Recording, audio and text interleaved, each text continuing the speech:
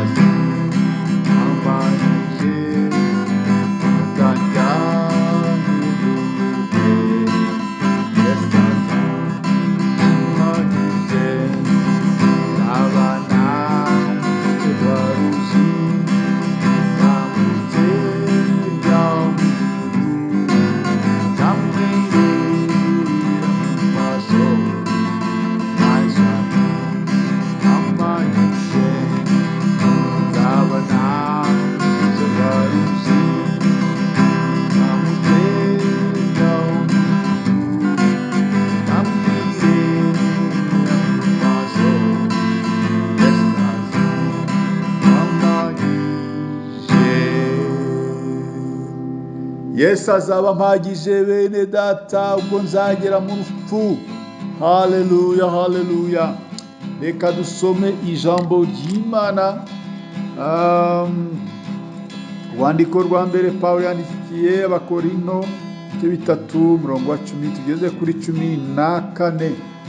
Ibice 3 duhere ku murongo wa 10 tugeze ku murongo 14. Aravuga ngo nk'uko ubuntu bw'Imana nahawe bungana, nashyizeho urufatiro nk'umwubakisha mukuru w'ubwenge.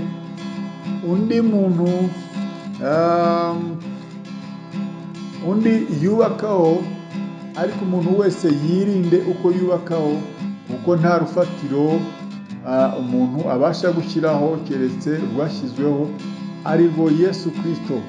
Ariko umuntu niyubaka kuri urwo rufatiro izahabu cyangwa ifeza cyangwa amabuye y'igiciro cyinshi cyangwa ibiti cyangwa ibyatsi cyangwa ibikenyeri, umurimo w'umuntu wese uzerekanwa urya munsi, niwo uzawerekana, kuko uzahishuzwa umuriro, akaba ari wo kandi uzagerageza umurimo w'umuntu wese.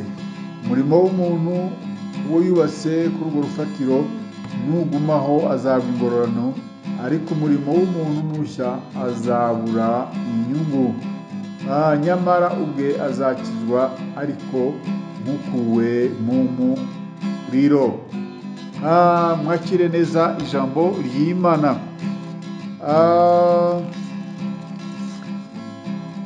Burya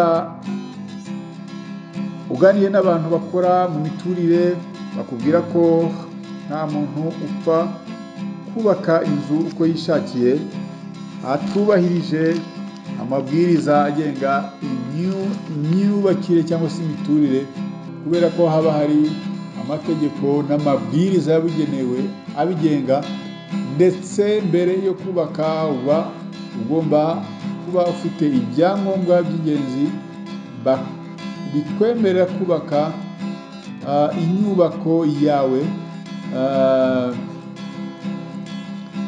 ndetse iyo wibeshye ukubaka nta byangombwa, baba bafite uburenganzira bwo kuza bakagusenyera ibintu byawe byose bikaguhombera. Mu butumwa bwiza uko bwanditswe na Luka ibice 14 umurongo 28 kugeza kuri 30,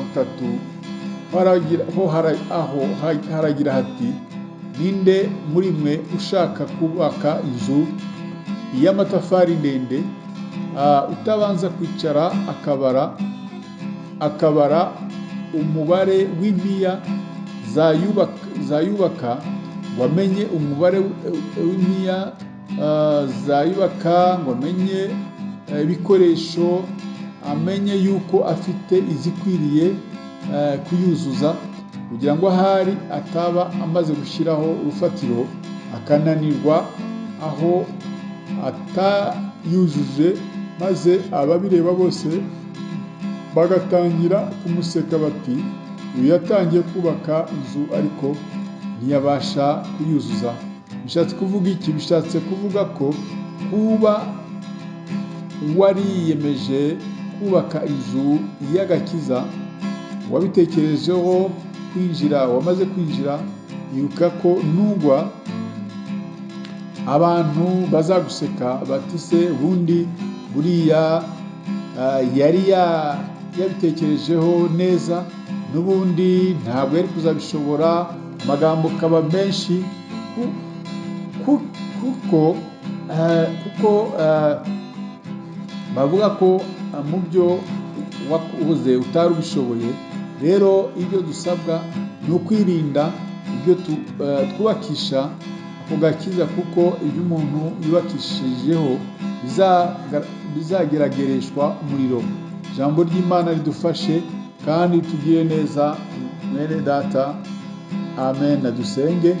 Uwiteka, turagushimiye, turaguhimbaje, waduhitiyemo iby'agakiza, ariko biradusaba kugira ibyo twishyiramo kandi bikomeye, bizageragereshwa umuriro, bizageragereshwa mwami kuri uriya munsi, bigapimwa. Niba ari zahabu izarokoka, niba ari ibiti by'ibikenyeri bizashya. Turasabye kugira ngo imirimo yacu ibyo dukora byose gupfa ubusa rutazashya mwana. Urakoze urakarama, bana natwe muri byose, mu izina ryawe ryera Yesu Kristo dusenze, amen. Mwari kumwe na mwene so muri Yesu Kristo nk'uko bisanzwe, Bishop Apollinaire Gakombe, umushumba mukuru w'itorero The Evangelical Covenant Church of Rwanda ECCR. Imana y'amahoro ibane namwe mwese bene data, mbifuje icyumweru cyiza n'amateraniro meza aho muherereye. Imana ibarinde, mugire ibihe byiza. Shalom shalom, ndabakunda.